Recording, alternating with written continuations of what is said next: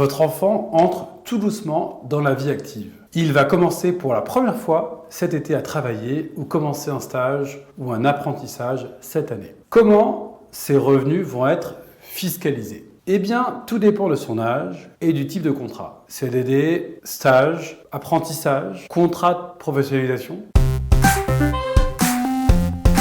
Les indemnités de stage conventionnées et les rémunérations liées à des contrats d'apprentissage sont exonérés jusqu'à un SMIC annuel, soit environ 20 500 €. Il n'y a aucun prélèvement à la source effectué. Si l'indemnité est supérieure à ce montant, seule la fraction supérieure est imposable.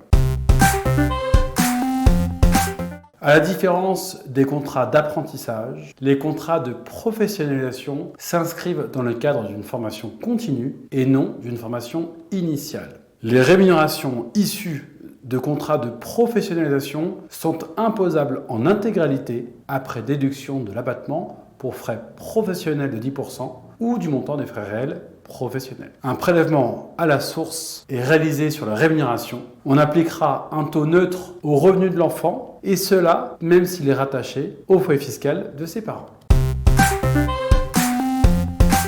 Le salaire des enfants qui travaillent pendant l'année scolaire ou universitaire ou pendant les vacances scolaires sont exonérés jusqu'à 3 SMIC mensuels, soit environ 5 100 € s'ils remplissent deux conditions. Ils sont âgés de 25 ans maximum au 1er janvier de l'année en cours de laquelle ils perçoivent le revenu. Ils sont lycéens ou étudiants l'année au cours de laquelle ils perçoivent ce revenu. L'exonération s'applique également aux salaires perçus au cours de la dernière année d'études, à condition qu'il ne s'agisse pas d'une véritable activité professionnelle.